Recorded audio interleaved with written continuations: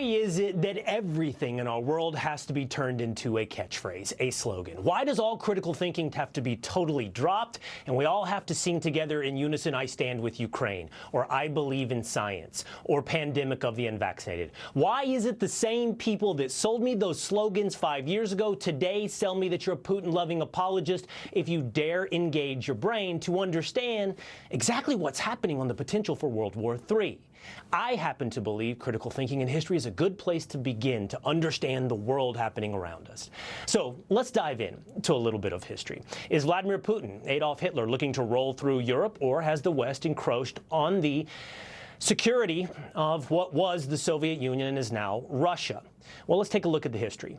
In 1991, Ukraine maintained the largest nuclear arsenal outside of Russia or the United States. In 1994, they agreed to transfer all of those nuclear warheads and intercontinental ballistic missiles over to Russia in exchange for security assurances from Russia and the United States to protect Ukraine. Important moment that informs where we sit here today. In 2001, by the way, the last of those strategic nuclear vehicles were delivered or eliminated in Ukraine. In the alternative, when the Soviet Union collapsed in 1990, East Germany was reunified with West Germany, and Secretary of State James Baker made a promise to Mikhail Gorbachev that in exchange for German reunification, we would, quote, maintain a presence in Germany that is part of NATO, but there would be no extension of NATO's jurisdiction for forces of NATO 1 inch to the east. Did that happen? Well, let's fast forward and take a look at what's happened with NATO over the last several years. NATO, of course, is the North Atlantic Treaty Organization signed in 1949. The operative part of NATO begins after the collapse of the Soviet Union. In 1999, NATO did begin its expansion under Bill Clinton to the east. It welcomed the Czech Republic, Hungary, and Poland. But importantly, in 2004, Bulgaria, Estonia, Latvia, Lithuania, Romania, Slovakia, and Slovenia joined NATO, many of those sharing direct borders with Russia. In 2009, Albania and Croatia joined. In 2017, Montenegro. In 2020, North Macedonia. In 2023, again sharing a border with Russia, Finland joined NATO. And last year, NATO welcomed in Sweden. It's been argued that no matter the president of Russia, Vladimir Putin or anyone else, they would see this expansion of NATO to the east as a threat to their security in Russia. So who is the one instigating this war? Who contains or maintains the moral high ground? Let's bring in the Federalist Sean Davis and the editor of the Atlantic Council's Ukraine Alert Service, Peter Dickinson. Peter, I'd love to start with you because I believe that you are most likely to have some disagreement with perhaps the way I laid that history out or where we sit here today. Did you hear anything you just heard from me in that history that you disagree with between Ukraine and Russia? I will. Good to join you. Well, I think that we need to be very specific when we talk about NATO enlargement. Putin, of course, doesn't like NATO enlargement. There's no question about that. His objections are entirely genuine. But we need to discuss whether they are legitimate in the sense of whether Russia is genuinely threatened by NATO and whether Russia even itself feels it's threatened. Now, I would point specifically to the enlargement most recent in Finland. Now, Finland and Russia have a border of around 1,300 kilometers. When Finland joined NATO in 2023, that effectively doubled Russia's border with NATO. And Russia's response, Putin's personal response, was to say, I don't mind. I've got no problem with this. And since Finland joined the NATO alliance, Russia has actually withdrawn the vast majority of its troops from that border. So I think it's quite clear from Russia's actions that Putin understands perfectly well NATO is not a threat to Russia itself. What NATO is an obstacle to Russia bullying its neighbors. So the question really for all Western countries and the United States is that legitimate? Should we concede a sphere of influence to Russia or not? Okay, I appreciate how you separated that out, Peter. You acknowledge that Russians would see a NATO expansion as a threat, but you argue that they should not see that expansion as a threat. And we could talk about that not just in Ukraine and Finland, but in Georgia as well. They haven't joined NATO. Russia is clearly insecure about its borders based upon history. It clearly is. Now, you could tell them they shouldn't be, Peter, but they clearly are concerned about what happens just to their west based upon, oh, I don't know, Napoleon, Hitler, and every other invasion they've survived from the west, their western borders. Sean, what the point of this history is today is to sit here and say we need to understand Vladimir Putin's ambitions and his insecurities so that we can understand what peace looks like on his terms. And then we can back into whether or not Zelensky and the West can offer that peace to Vladimir Putin. That's correct. You have to understand your adversary or your opponent's actual interests. And I think Peter got so close to understanding the rub here.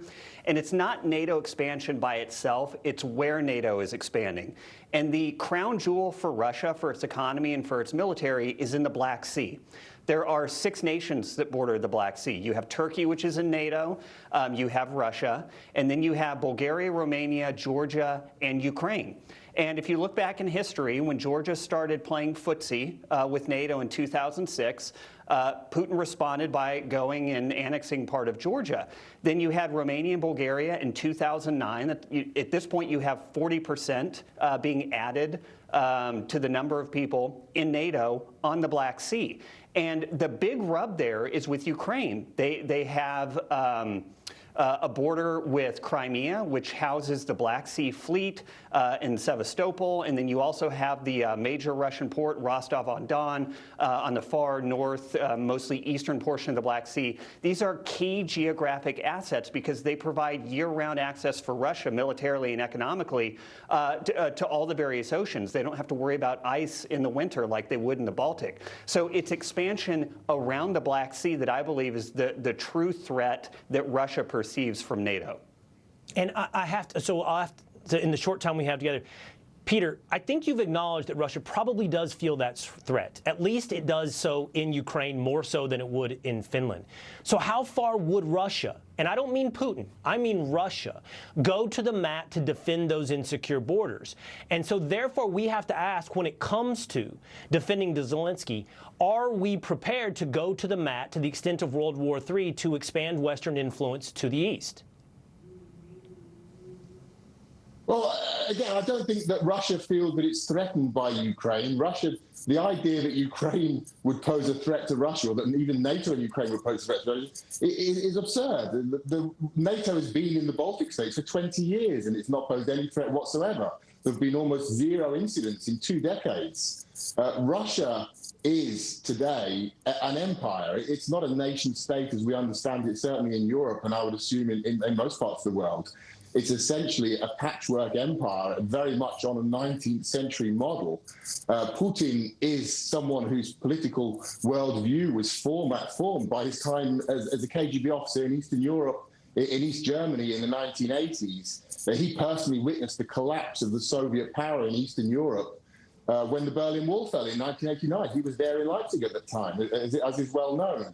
And Soviet power in Eastern Europe collapsed almost overnight.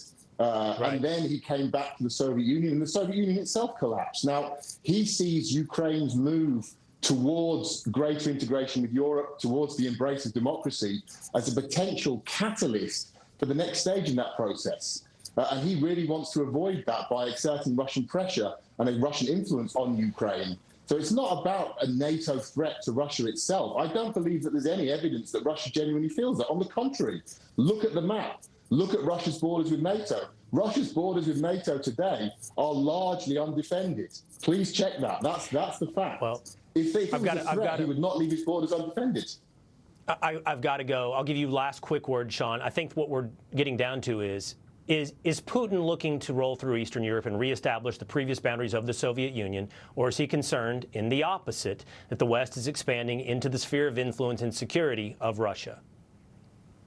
I don't think there's any evidence of Putin a la Stalin rolling into Eastern Europe and then taking over Western Europe. I think he's worried about NATO in the West encroaching on his interests and Russia's interests, particularly those in the Black Sea.